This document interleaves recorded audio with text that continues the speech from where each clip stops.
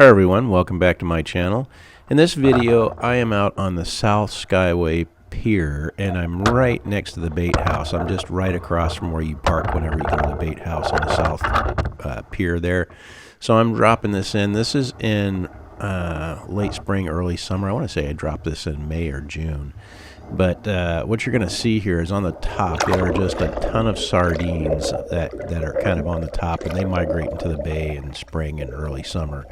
And then as you drop down, you're going to see quite a few threadfin, large schools of threadfin that are through here. And you'll see some other fish that come through, like some blue runners and some mackerel and the normal pinfish and that sort of thing. And then towards the end of the video, you're going to see two dolphins that are coming through. I think they're probably chasing, I don't know, probably the threadfins or whatever else they can find. Yeah, as you know, if you fish out on the Skyway Bridge or on the Skyway Pier, you will, if you catch anything and the dolphins are around there immediately after your fish, so they could be out there just waiting for somebody to drop their bait down and catch something so they can get it. So anyway, pretty interesting though. It's a little longer video just to show you from the drop in to the drop out. I did cut out some of the boring bits where there's nothing actually in the video.